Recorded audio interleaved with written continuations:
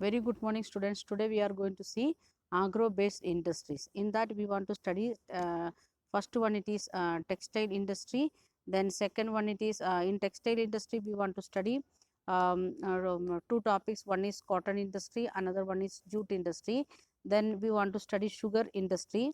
These things from about the sugar industry. These things we want to study about the cotton agro based industry. So we are going to see one by one. First one it is what is textile industry we will see, then we will move to the what is cotton industry, like that in that cotton industry and jute industry. Okay, let us see.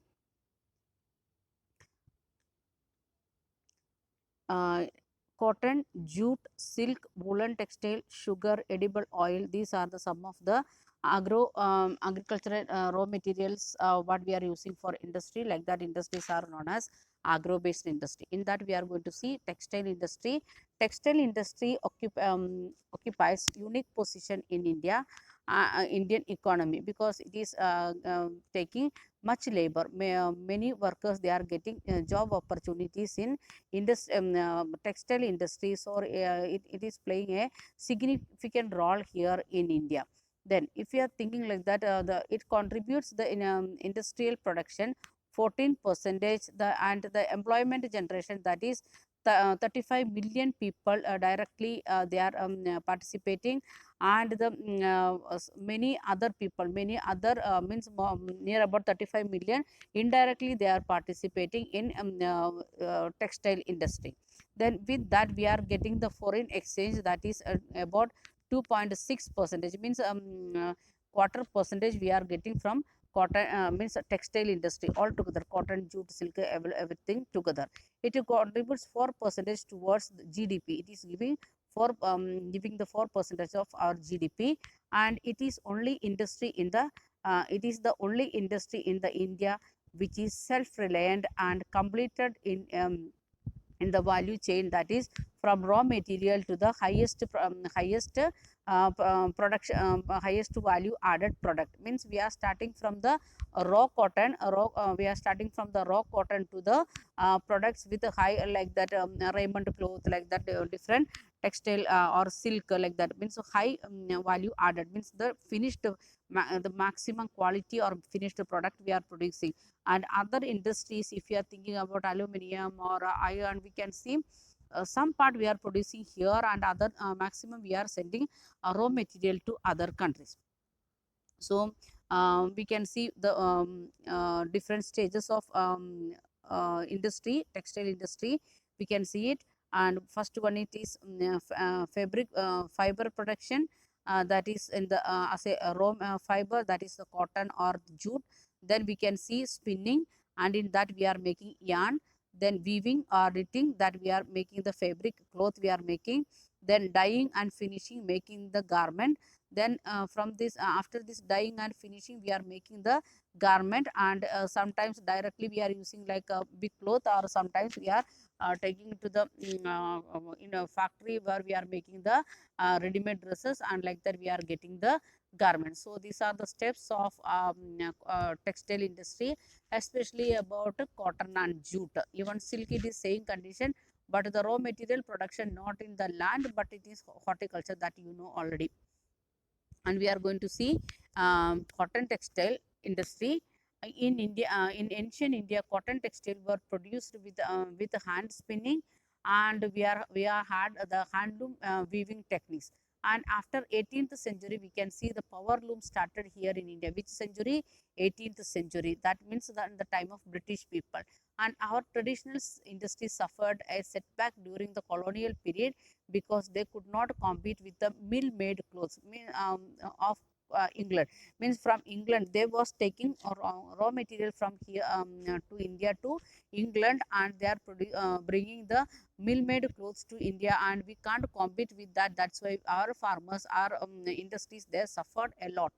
The next point it is, as on 30th November 2011, there were 1946 cotton and human made fiber textile mill in the country, not mill, milk, it is mill.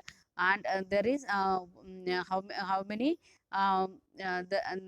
there were 1946 1946 cotton and human made fiber textile mill in 2011. Again it is increased now. Then about 80% of these were in private sector, and rest of them in public or in the cooperative sector.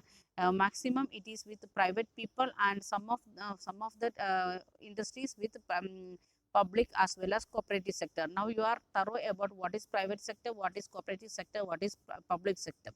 Then apart from these, there are several thousand small factories with 4 to 10 looms, or very small looms also we can see. Here in Cairo also we have like that some sectors, small scale sectors, they are producing in small scale way. Okay.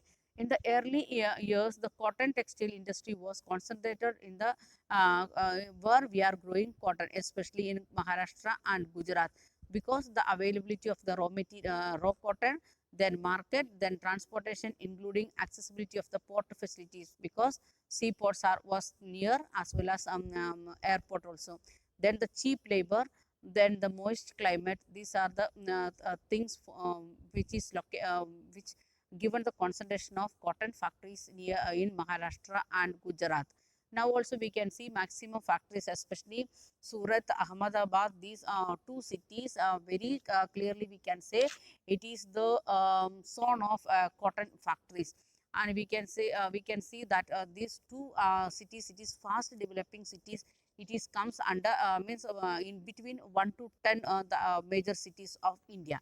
And even though it is not a metropolitan city, are not like that considering, and then also it is fast developing cities in India. Then the industry has close link with agriculture.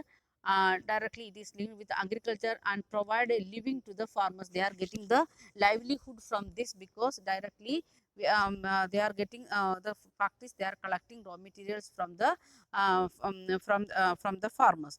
Then we can see in that they are getting the livelihood, the farmers, they are getting livelihood because they are getting work there, the plucking of cotton wools.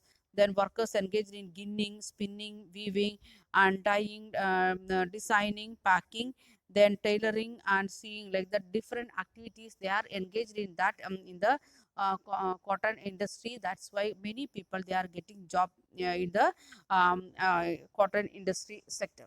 And industry by creating demands supports may